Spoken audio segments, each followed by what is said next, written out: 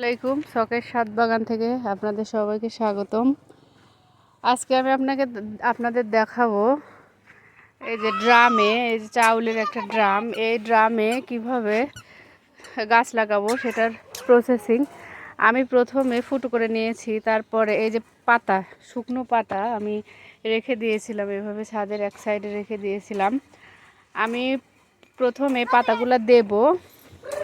আমি এর মধ্যেই কিচেন ওয়েস্ট কম্পোস্ট বানাবো, এর মধ্যেই সব কিছু দেবো, দিয়ে কিচেন ওয়েস্ট কম্পোস্ট বানাবো। তারপর উপরে একটা ছোট্ট যে কোনো সবজি গাছ লাগাবো। সবজি গাছে সবজিও ধরবে, দেখা যাচ্ছে লাস্টে 2 মাসের মধ্যে কম্পোস্টও হয়ে যাবে, পরে অন্য কোনো বড় ফল গাছ লাগিয়ে দিব।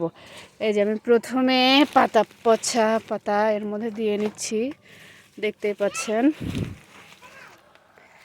এই যে এটা দেবার পর আমি আবার কিচেন ওয়েস্ট দেব,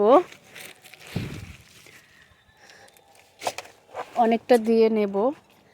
আমার পাতা এমনিতে অনেকটা পচে গেছে, এভাবে রেখে দিয়েছিলাম রোদ বৃষ্টি পানিতে, পাতা অনেকটা পচে গিয়েছে, দেখতেই পাচ্ছেন। আমি এই পদ্ধতিতে আগে গাছ লাগাই নাই, তবে এখন শুরু করছি যে এইভাবে লাগিয়ে দিলে দেখা যাচ্ছে পাতাও পচে গেল, কিচেন ওয়েস্টও পচে কম্পোস্ট হয়ে গেল। আবার আবার পরে এর মধ্যে সবজি লাগাচ্ছি, সবজিটাও খাচ্ছি, 2 মাসের মধ্যে সারটাও হয়ে যাচ্ছে।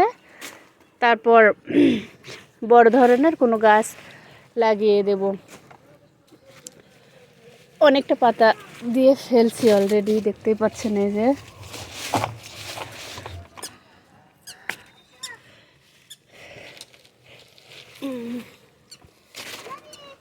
এই যে আর দেব না, অনেকটা হয়ে গেছে। এভাবেই এখন তৈরি করি। এর আগে হয়তো এগুলা আগে পচিয়ে সার করে নিতাম, তারপরে কিন্তু এখন সহজ পদ্ধতিতে এটাই করতেছি। এই যে দেখেন অনেকটা পাতা নিয়েছি, এখন যে জায়গায় গাছটা লাগাবো ঠিক ওইখানে আমি রেখে দেব। আমার ছেলে এদিকে খেলছে, ছাদের এক কোণে আমি রেখে দেব। এই যে এখানে, এই যে এখানটায় রাখবো। দেখা যাচ্ছে এমনিতেই একটা সময় পচে সার হয়ে যাবে। আমি এই যে একটু কিচেন ওয়েস্ট আমার ছিল, বালতির মধ্যে ছিল, এটাও আমি ঢেলে দেব। এই যে